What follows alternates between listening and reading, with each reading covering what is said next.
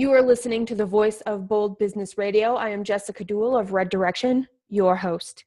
Today, we are talking about how responsibility adds value.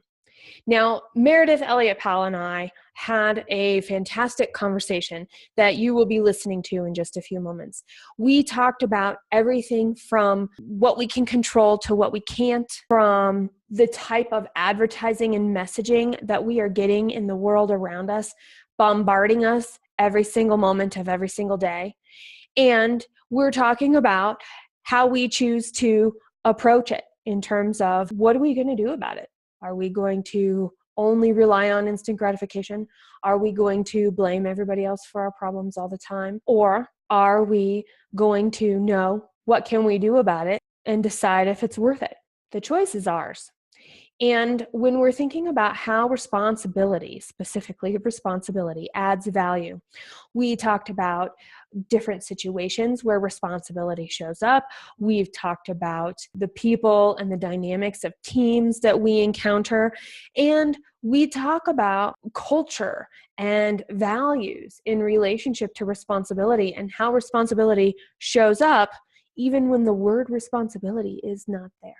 When we're thinking about this, think about our growth. How do we connect the dots? How do we have skin in the game today? And if we don't, what can we do about it to help the growth of the company, to show the value that we bring to the table, to achieve the objectives that our company has set out for us, and as leaders in organizations, to do those things by developing our people and knowing where our people really excel.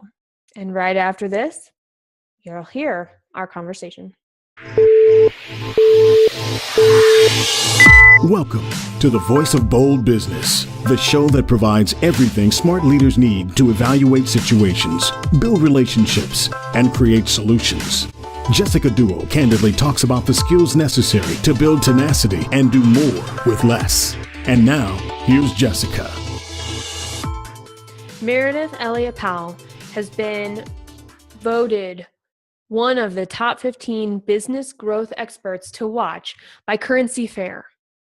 She is an award-winning author, keynote speaker, and business strategist.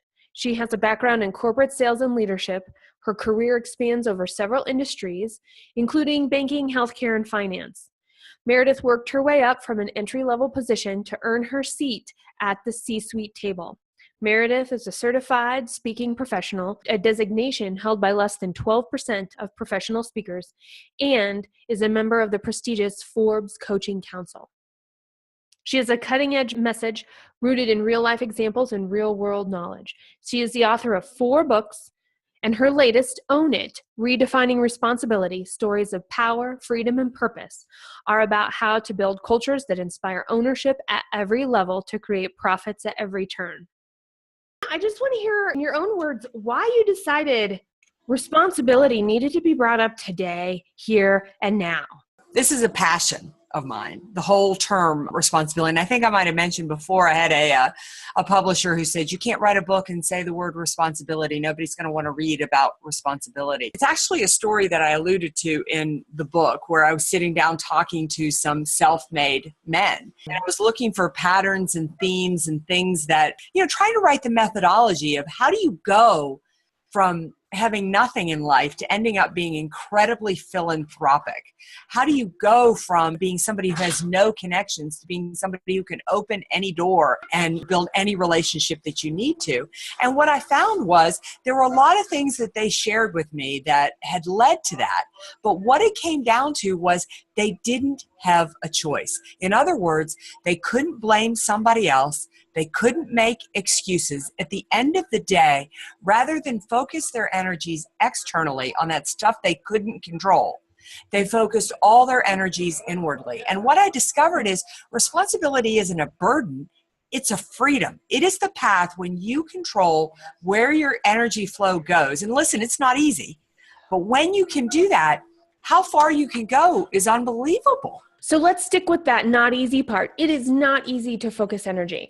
And there are a lot of things out there, from meditation and exercise and follow these 90-day programs and all of this stuff that will get you to have this success, to be able to have this responsibility. And I think they're all missing the mark.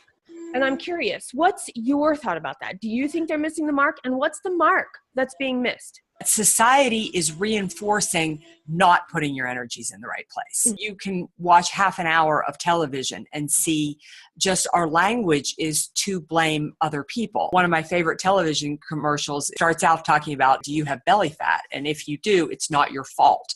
And I'm like, yes, it is. You watch our politicians. I think you watch the news. I think we're constantly get reinforced that it is somebody else's fault that we're in the position we're in. As you start down the path, you make the decision. You have to get the inside strength when society is giving you, from your friends, from your community, from the television, from what you read, to be able to mindfully be aware that you're constantly getting information and signals and things that are saying it isn't your fault. Go down the path of blaming other people. And quite frankly, sometimes you do have a legitimate complaint or reason to blame your circumstances. Mm-hmm. But hey, guess what? Life's not fair. It's not a matter of a right or wrong. It's a matter of whether you want to move forward and where you put your energies to do that. That starts with the types of things that we listen to, for example. Even with that subconscious message, it's not your fault, but I have a solution, come buy my thing. If all I'm hearing is, it's not my fault, I just never go buy the thing, but I'm not getting a result, how can we combat that? The first thing I ask people to do is to separate what you can control from what you can't control.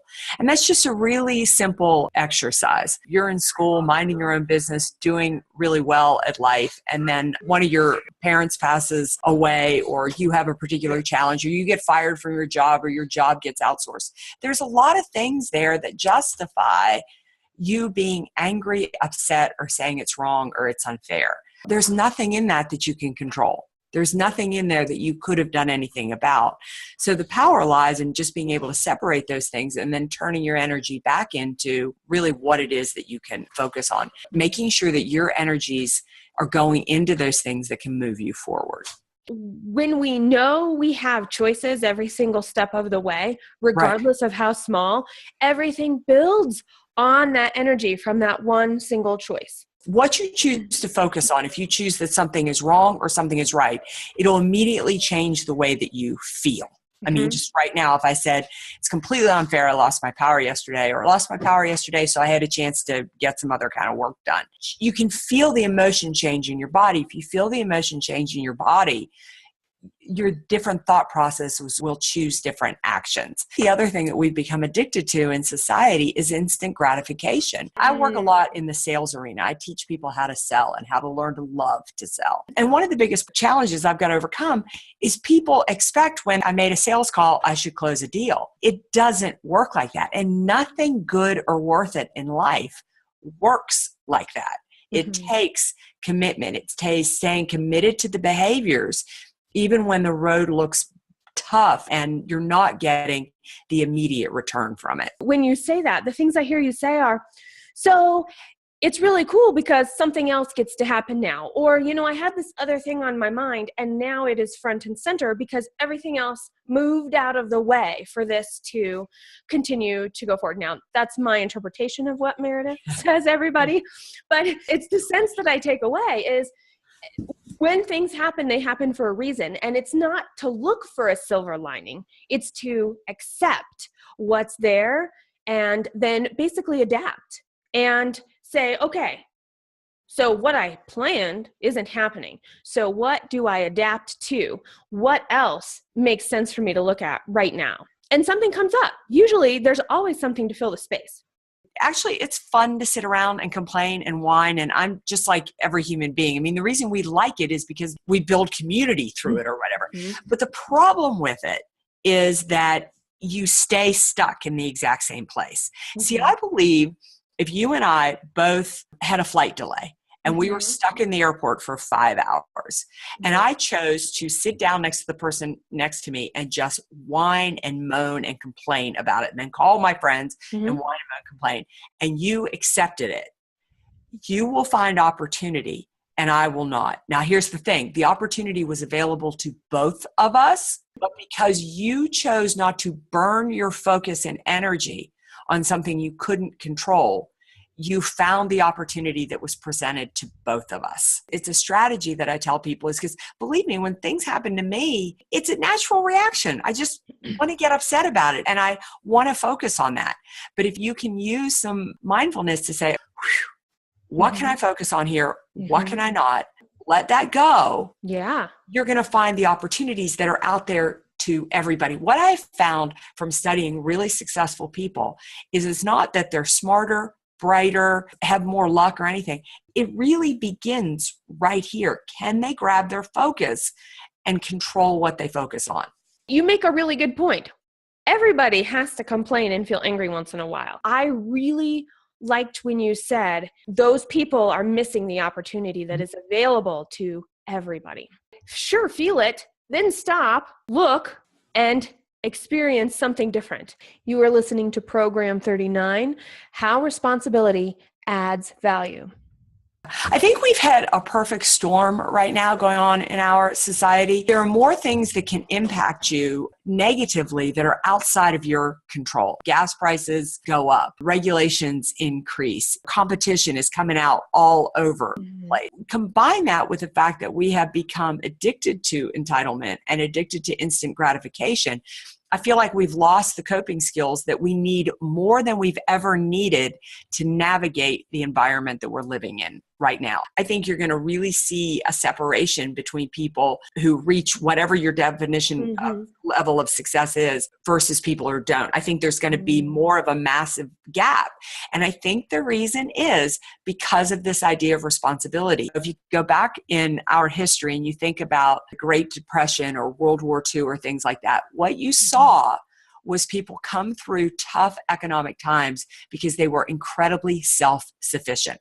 Certainly they got help from other places, but they weren't sitting there waiting for somebody else to do it. That's at every level of our society. We've got to put it back in, whether you're young, just starting out your career, whether you own a business, whether you're a leader.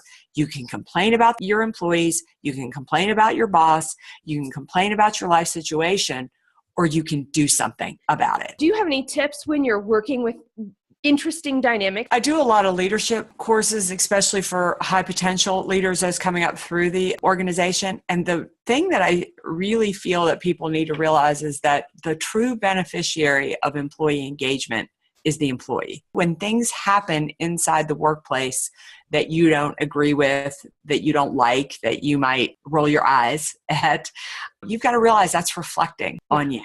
Yeah. Every moment your people are seeing you, you're being exposed, is telling somebody whether they see future potential in you. I mean, I'll give you a great example. Go to Walmart, you go to buy something, you get up to the checkout counter, and 2 employees are complaining about a meeting they just came out of and how leadership is unfair because they've taken a break away from them. Leadership may just have implemented a really ridiculous rule that killed morale. But right there, right then, I'm looking at those 2 people and thinking, boy, I wouldn't hire you to come to work for my organization. So the tip is to understand that you have the right and the ability to not agree, to voice your ideas, to voice your opinion. But at the end of the day, how you act, how you behave, body language, voice, and all of that, you are determining your future and your future success. If we started with responsibility, owning it not only as a leader, I need to develop people, and I might not know how to do that. So I'm going to be responsible, and I'm just going to call it that, responsible, to learn that skill, because my team is only as good, my department is only as good, it's only going to produce as much as I put into them. You can't engage an employee. I think so much of that is mistitled. I agree. Because an employee has to choose to engage. What you're responsible for as the leader is to build a culture that makes people want to engage. And a culture that makes people want to engage, that gives them the best chance, is one where they feel safe. So they feel like They can speak up. They feel like they can fail. They feel like they're free to not have a full understanding of their job, and they're free to take a risk and a chance and try something new and different. As a leader, you've got to build that culture. Every time I see an article that says how to engage employees, and I think, that's not up to you. Whether I choose to rise to the occasion is my decision. It's your job to only fill your culture full of people that are good at that. And to continue to make the space, because some people might start out that way and they hit their ceiling and they grow out of a position. You're absolutely right, Meridith. I do think we're living in an environment where the Peter Principle's on fire. It's on steroids. And one of the biggest challenges I see is because somebody was good 2 years ago, we don't really recognize that the world around them has changed so much that we're not handling that as leaders. And I could talk a whole hour on that. Can you share a story with a resolution around that? Maybe since we can't talk for an entire hour about it, but being able to stay here for a minute and go, guys and gals, this is an incredibly important point. Times change and tenure looks different than it did 30 years ago. There's actually two quick stories I want to share on that. Okay. One is the fact that back in 2008, we all remember 2008. Oh, yeah. I was asked to give a talk on how to motivate employees in a downturning economy. And I thought, I can do the same song and dance. How do we motivate employees, right? We give them a pizza party. We give them Employee of the Month plaque. We give them that special parking space. But when I really got into it, I really explored it. What I found was what motivates employees in a downturning economy motivates them no matter what. And it comes down to two things. The first is support. They want to be invested in. They want to be developed. But the second that surprised me is accountability. They want to know that what they're doing is right and helping the company move forward. But the second is they want you to get the dead weight off the team because that makes them feel unsafe. So that's the first place. And really understanding as a leader, it's not only your job to support those people who are investing in your company by investing in them, but they're looking to you to recognize, like they do, that person is a problem and they need to go. The second story is back in the day when I was a banker, we had a teller who was just incredible. I mean, she was amazing. She sold like crazy. I mean, she just knocked, she was at the top of the company list every year. And so we got it in our heads to promote her to customer service rep. And we promoted her and she did great in that job. She excelled. So again, we looked down and said, it's time to promote you to manager. And as we got to the point where we were promoting her to manager, our competition had increased like crazy outside. We just had a whole different dynamic. And she got into that position and she was really bad. She couldn't do it. We probably fudged on it for about a year before we finally just sat down and had the conversation. And the truth was she was miserable. We were miserable. Yeah. She wasn't in a position where she could excel. So it's one of those rare times that we were able to, for lack of a better term, I'll just be straight, to demote her and started excelling again. That was a massive lesson to me that not only were we sitting around talking about the fact that she wasn't performing, but she was tortured too. She was being in a position where she'd excelled and we'd moved her beyond her ability, her desire to learn anymore. I don't want to say her ability, but she didn't have the desire to grow and learn anymore to do that job. And that's okay. That's perfectly fine. It's perfectly fine. Your job as a leader is to recognize where people can excel in their positions and make sure they're in those positions. If somebody's really good and likes solving problems, and they like solving problems for end customers, they are going to end up being this go-to amazing resource for everybody else that helps and creates more efficiency in the whole team. A different type of structure in terms of compensation may exist for this person who's this shining star anomaly and loves what they do and only wants to continue developing those set of skills. I just had an article published in the Huffington Post on succession planning. Yeah. And it's 5 strategies to make your succession plan rock. But one strategy I wrote in there is that you've got to have alternate plans. Yeah. Not everybody wants to be the CEO and not everybody's capable of being the CEO. So what are your strategies for people who don't make it to other positions? How do you keep good people in place so that they don't end up working for your competition? For some reason, we've gotten in this thought process that the only way to excel is up. when Exactly. sometimes it needs to be broad. Like I got promoted to corporate center when I worked for corporate America. And that was my next natural piece. I hated it. I don't like being in meetings all day. I need to touch the customer. I want to directly manage people. I don't want to sit in a room and make decisions. As I look at it, my career path needed to be different. It wasn't traditional. The organizations are flatter these days, but I think we got to get even more creative and innovative with it. And it comes down to developing the skills of developing people. This phrase of, I'm a working manager. I have so many clients that tell me, I have working managers. I'm like, what are they working on? Oh, well, they have their own job. And then when there's time, they develop people. And I said, well, why are they managers then? Some manager role is all about people first. It's how do we get the job done and make decisions and get the right people in the right place to allow those people to fulfill the duties that are necessary. And when that's done, then it's naturally delegated out, all this work that these working managers are doing in addition to people development. Is that far-fetched? I think that people are working managers because they don't really want to develop people.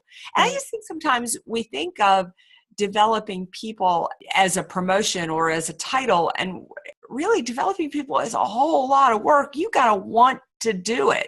I joke with my husband a lot. I mean, he loves the one-on-one patient experience. He loves the challenge of growing a business. The drama of his office drives him insane. He had no interest in it. So somebody else in his office has to develop the team. And I think too often we don't really sit back and assess what people are good at and really ask them what they want to do. I'm going to pull out your book here for a minute because I have one blue sticky note just for this conversation. It's on page 157 and it really goes to page 158. The Transformational Transparent Leader. And this is everything that we've been talking about so far really is summed up on this list on page 158. Things like predictable and consistent. And that you've talked about safety in a lot of ways. And how do people feel safe? They know what to expect. And there's even a level of what to expect in the unexpected when everything is up in the air, total chaos. Another one is doing what they said they would do. I think if I were to pick one thing in terms of being responsible, taking ownership of the actions that I can control is what I say and what I do. And do I do what I say I'm going to do for other people? So when I read that, I was like, yeah, that makes sense. That's the cornerstone of trust. It literally takes forever to build, and it can take 5 minutes to knock it all down. And just because we don't do what we say we're going to do. And then the other one, we had talked a little bit about communication, and we alluded to this before. They do not lie when they cannot provide information. Instead, indicate they're unable to talk about the details. This is the voice of Bold Business Radio, Program 39, How Responsibility Adds Value. And make sure after you watch this, or while you're watching it right now, go over to Stitcher, go over to YouTube, and subscribe so every program can be delivered right to your queue. People don't like to say they can't do something. And if it's out of your control, it's out of your control. There's nothing that can be done but to be able to say, hey, I can't talk about that. Words are such a small part of what people are really paying attention to are your actions. I had an interesting case this morning. I was on the phone with a client, and what we were talking about was he said that I want to learn how to inspire my team to innovate and to create. And I said, well, that's fantastic. Why? And he said, well, it's not in our culture here, but what I notice is that when we do it as employees, it is the thing our leader rewards. He realizes it's important. That's how important actions are as a leader. And I think one of the most difficult leadership positions, to allude to this idea of what you can't talk about, is to be a middle manager. Because sometimes you have to implement things that you're not privy to the reason behind. Example I use in the book is that I had a client who the company had gone through 2 difficult layoffs. And she'd been called into a meeting and been told to go back to her employees and say, we're past the tough stuff, there won't be another layoff. And she was really struggling with how to say that because she didn't believe it either. And she knew she couldn't. I mean, you can't guarantee today. I have 3 people that work for me. I don't think I'm going to lay them off, but I can't guarantee that. Right. We don't know. The world's too crazy. And even if you can guarantee it, people don't believe you. So we really walked through how could she support leadership, not risk the authenticity and honesty and transparency that she'd had with her team. And what we came down to was exactly what you had alluded to. And that is just to say to them, we've come through 2 very difficult layoffs. I don't think we're going to have another one. Signs aren't showing that. But I can't promise you that we're not. But let's discuss the things that we can do that are within our control to do everything we can to ensure we have put our best foot forward to ensure we don't have a layoff. It's navigating that. It's never good to lie to employees, but in today's economy, it'll kill you because we don't trust anything.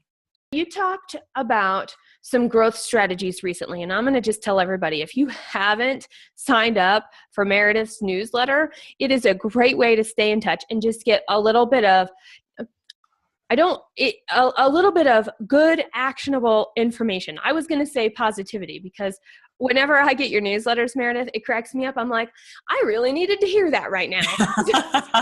That's good. That's good. So everybody, I would suggest you get on Meridith's newsletter so that you can see this. And she recently talked about growth. And she had a whole bunch of things about growth.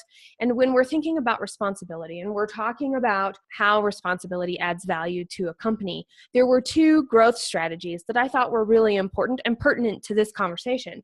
The first is connecting the dots, being able to know what's going on. And I would say in terms of this conversation, I'm just going to restate it, is the fact if we're connecting the dots and we're thinking about our company's growth, we're looking at what we can control. And we're knowing what we can't control so that as it's coming up, we can field those things. For all too often, I go into companies and employees won't really know what, even if they know what the goals are for the company, they don't understand their ability to impact them. Now, in a perfect world, we would all get a leader who sat down with us and who walked through the goals and said, this is exactly what I need from you. But let me be the first to tell you that the world's not perfect. And if you want to grow, if you want to expand, take responsibility to go in, sit down, have that conversation with your leader, say, this is what I know you're trying to achieve. This is what we've got to accomplish. Or if you don't know that, ask that too. And then ask what they most need from you. Connect the dots yourself. Figure out how your daily actions can move the organization forward. And then we're going to stay there for just a minute before we go to the second one, because one, it might tie in, but it definitely goes here. And I'm thinking about women specifically, and I'm thinking about this big movement of equal pay for equal work. Well, women are the first people and to not step up and own what they've done, to not step up and ask a question or be willing to figure out how to show up to get the information that they need by putting on some sort of a mask. And I am not a proponent of being somebody we're not, but I am a proponent of understanding how to play the game, because only I am going to understand and be able to articulate my value. If I wait for somebody else to do it, I'm going to be waiting forever. I don't buy into women not getting paid fairly and it's somebody else's fault. I have a great story where years ago when I was a banker and I was my boss's second in command. When he needed something done, he came to me. I handled his customers. He couldn't be in a meeting. I went for him and I looked around and all the guys were getting raises and I wasn't getting one. And my boss had volunteered me to be on another board in town. And I got passive aggressive. I got angry. I did all the typical things that I would do. And then all of a sudden it occurred to me, here's the difference between me and those guys. They asked for what they wanted. Now there's a concept. Once I stopped being passive aggressive, I got a hold of myself and went in and sat down and had a conversation with my boss. And I just said, these are the things I'm doing. I love being your second in command. Please don't ever take those away from me. But what I'm noticing is all the guys are getting country club memberships, tickets to games, and a raise. And I want to know how I can get those things too. Here's the big reason I wasn't getting them. The big reason was my boss put his hand to his head and went, oh my God, I never noticed. The very next day, I had a $10,000 bonus, a raise, and 2 country club memberships. All because I asked. He wasn't looking at me that I was a woman. What he was doing was what was in front of him. Yes. So our growth as individuals, men, women, otherwise, comes down to our willingness to step up and have the courage to point it out. You have to be prepared for the answer, maybe no. That's why I always tell my clients to ask it in a way that says, what do you need from me in order to get? Because that way, if they say no, they give you the path.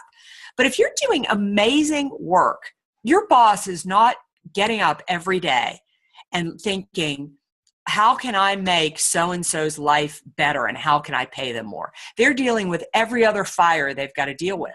If you don't have the kahunas to go ask for what you want, I fall into that category, you don't deserve it. I hate that stuff. I can't stand it.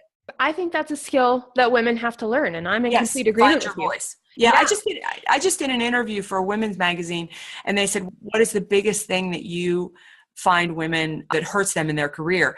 And it hurt me too. It's finding your voice. That's the biggest thing. But when you do, because I'm telling you, so many women that I see that are amazing is we are working circles around our male counterparts. The beautiful thing about men is they ask for what they want and they shrug it off when they don't get it. If they get it, great.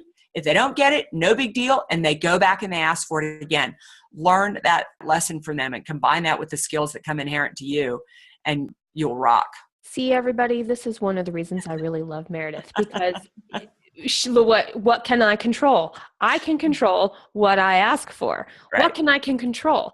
I can control knowing what I like and making sure I tell people I know what I like and what I want.